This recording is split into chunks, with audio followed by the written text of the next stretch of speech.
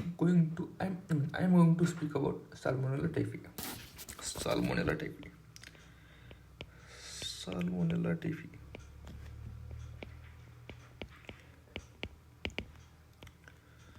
Salmonella typhi. Right. Salmonella typhi. Salmonella typhi causes typhoid fever. Causes typhoid fever. Typhoid fever. See, first we need to understand this. Typhoid fever is different from enteric fever. Enteric fever is caused by Salmonella typhi, Salmonella paratyphi A, B, C. These causes enteric fever. The route of transmission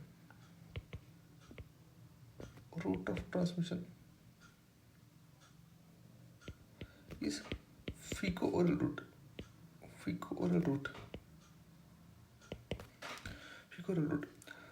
See, now, for example, let's say a person has ingested a Salmonella typhi organism, right?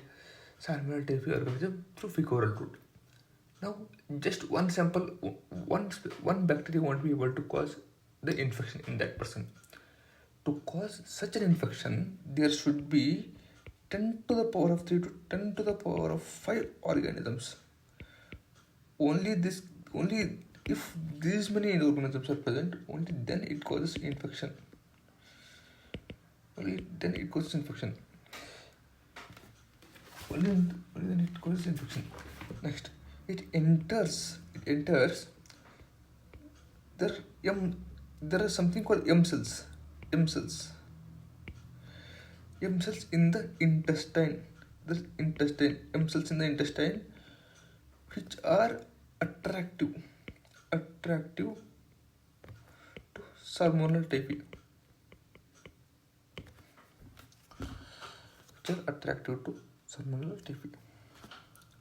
Now, let us look at enteric fever.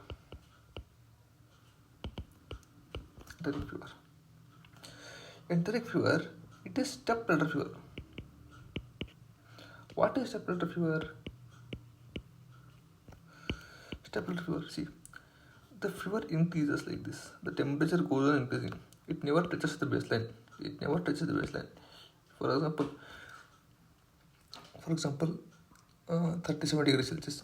It increases 41 degrees Celsius on the day. Let us say 39 degrees Celsius.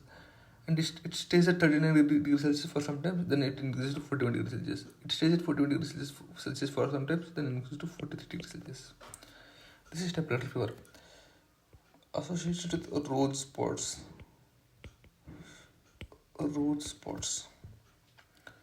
Associated with road spots.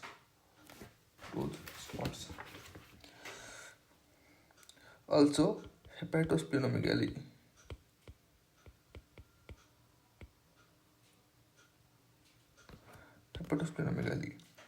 Then relative bradycardia.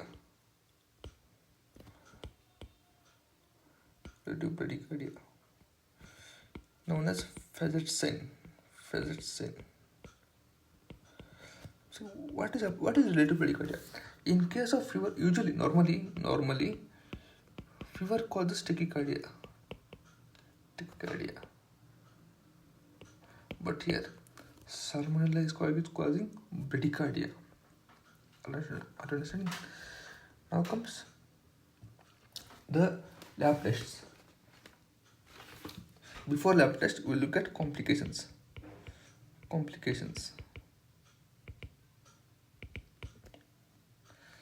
First complication is GI bleed. Second is perforation. Third is longitudinal ulcer.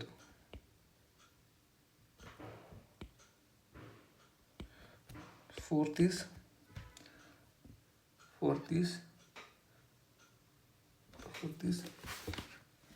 pea soup diarrhea.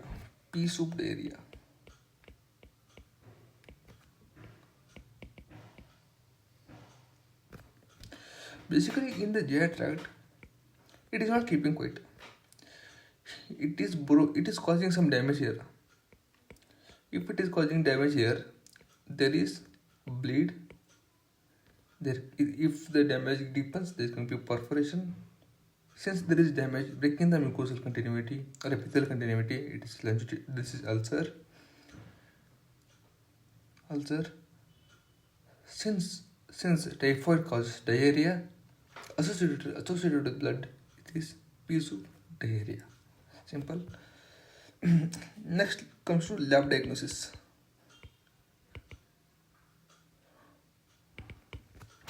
Lab diagnosis.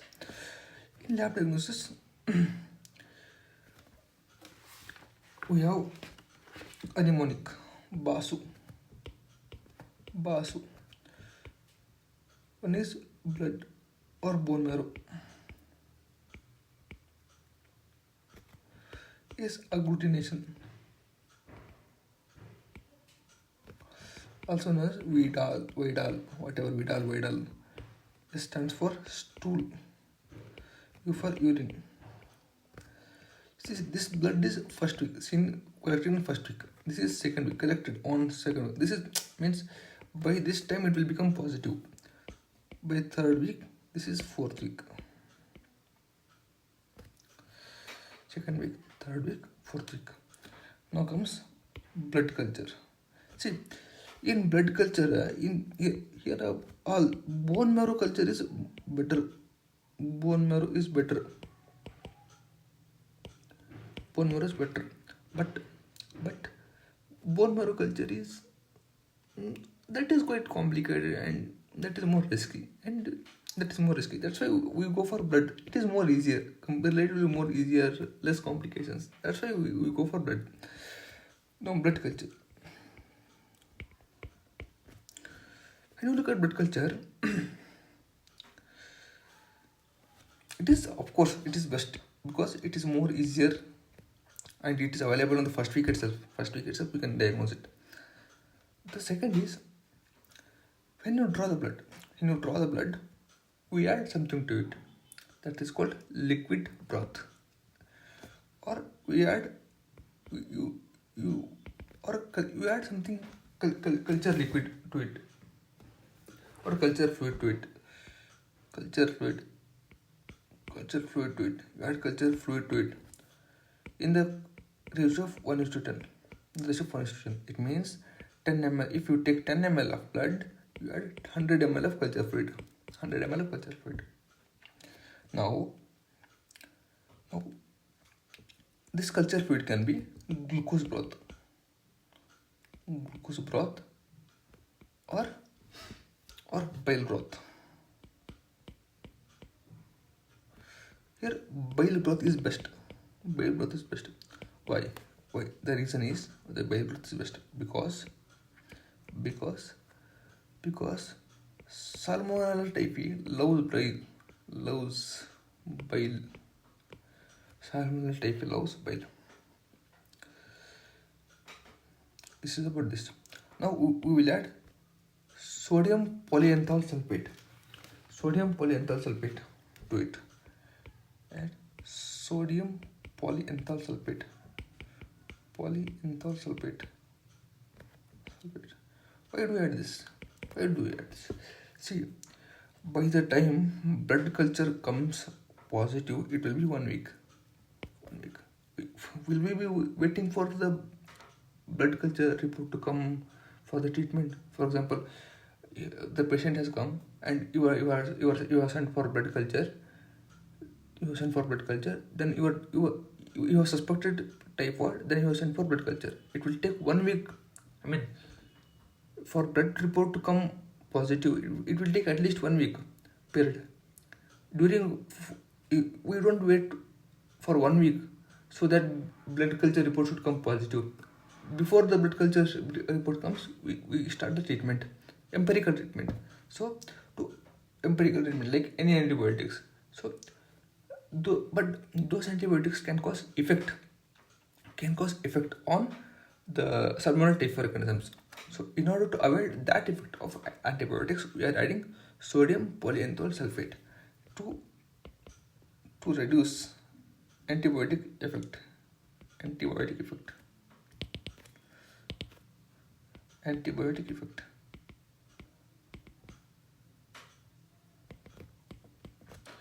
Reduce antibiotic effect. Now, the initial report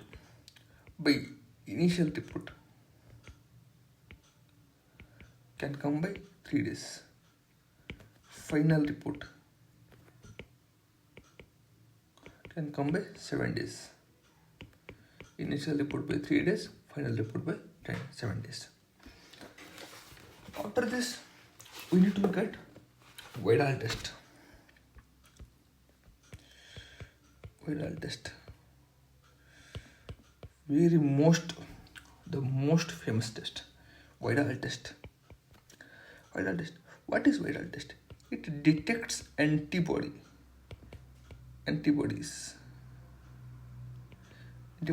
against H and O antigens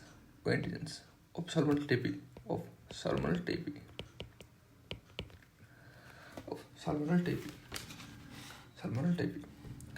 The viral test can be false positive for is infectious mononucleosis, B's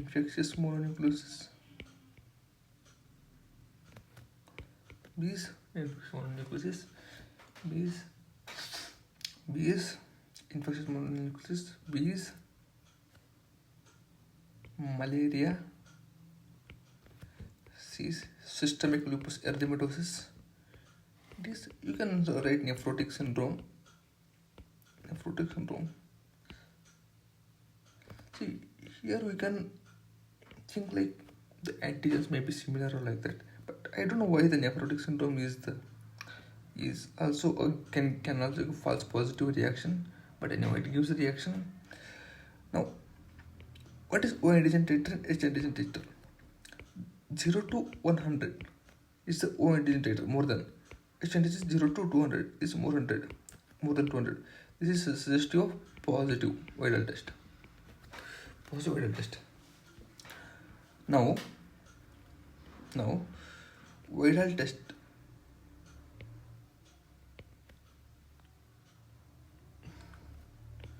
For viral test, we do a paired test. I mean, what do you mean by paired test? We do second test after 2 weeks. Here, dilution should be increased. The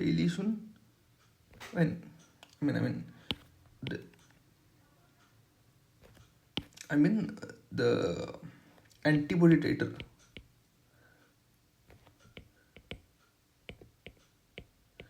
Increased fourfolds.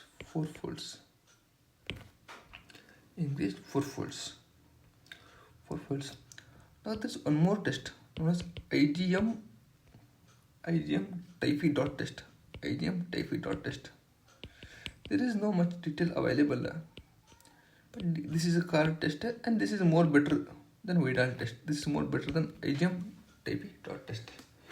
Now comes the viral test. Viral test, there is two types. Slide tube test, slide test. Slide test is done on slide, tube test done in test tube. See, slide test. In tube test, we can add saline. Since there is more space, we can add saline. So more dilution is possible. Hence, prozone phenomenon can be avoided.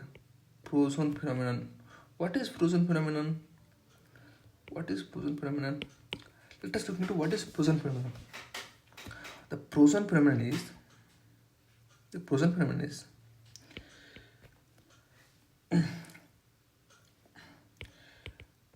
when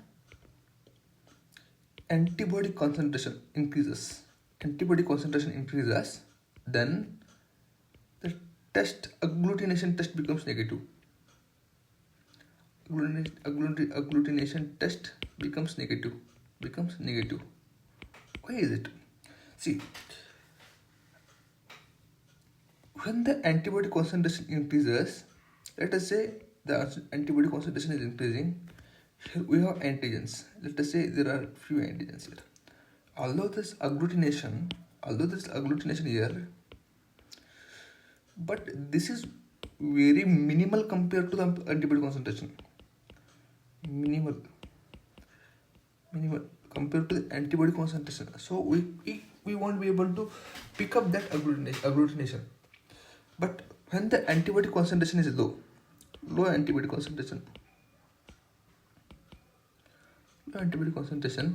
what happens here is, here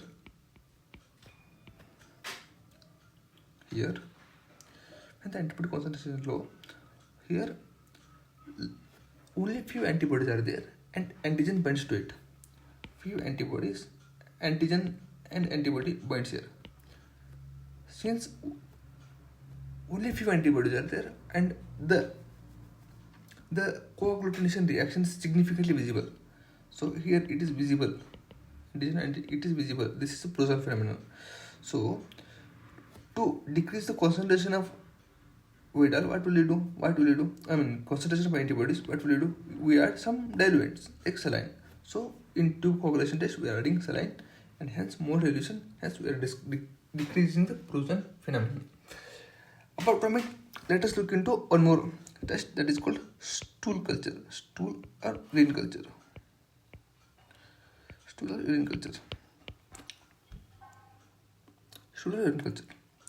In stool urine culture, we use enrichment broth.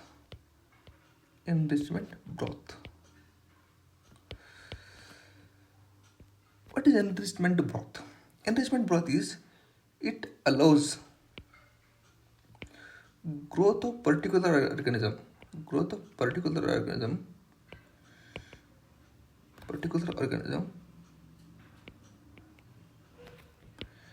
inhibits growth of other organisms.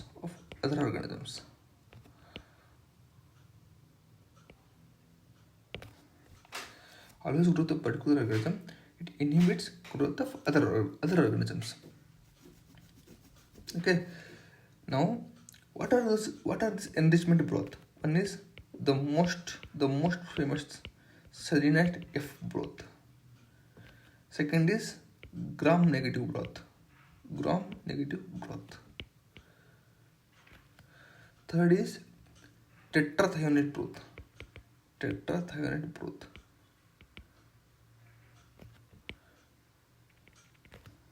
Enrichment broth. Apart from it, we have cultures. First is deoxycholic culture. Deoxycholic culture.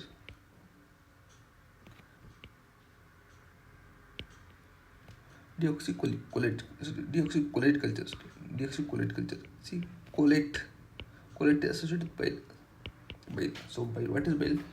It is philic for bile. Deoxycholate culture. Now comes xylose lysine deoxycholate culture.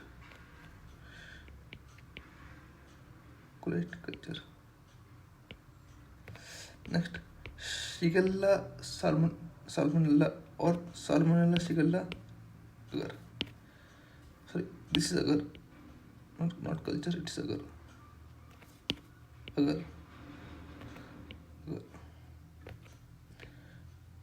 Salmonella shigella agar.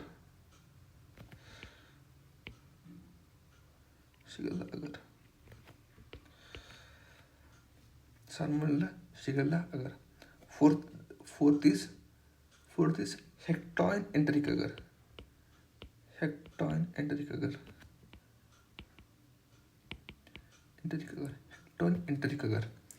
First is, let's look at this selenite F broth, gram negative broth, then tetrathionate broth.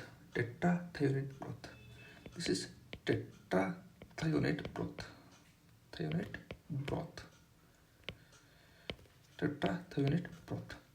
Culture is deoxycholate agar, xylose lysine deoxycholate agar. Next comes Salmonella shigella agar hectoin enteric agar hectoin enteric agar. Fifth is or most famous. Fifth is Wilson and Blair media. Most famous. Wilson and Blair media. Wilson and Blair media. Wilson and Blair media. Wilson and Blair media. What in Wilson and Blair media we get jet black colonies. Jet black colonies. Jet black colonies. Jet black colonies. Now comes urine culture. Urine culture. In urine culture, what do we have? In urine culture, we have. In urine culture, what? See, whenever we do urine culture, we must always think of most commonly, most of the times, only these two culture medias are used. One is McConkey agar. McConkey agar. McConkey agar. Next is one is McConkey agar. Second is CLED. What is CLED? CLED. One is complement lactose electrolyte. Complement lactose electrolyte deficient agar. It is not complement, sorry. It is cystine lactose electrolyte deficient agar. CLED. Urine culture medium. Cystine lactose electrolyte deficient agar. Now comes transport media. Transport media is sacs buffered glycerol saline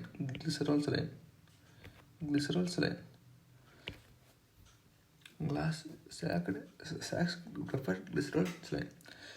These are transport media. Now comes about some VI antigen. See, VI antigen is present, which VI antigen covers O antigen.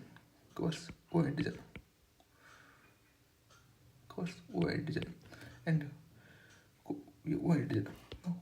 Now, what is a chronic typhoid? Chronic typhoid should be more than 1 year. Person should be infected for more than 1 year. Then where is it present? Present in bile, because it loves bile. Hence it is present in bile. That's all for today. Thank you.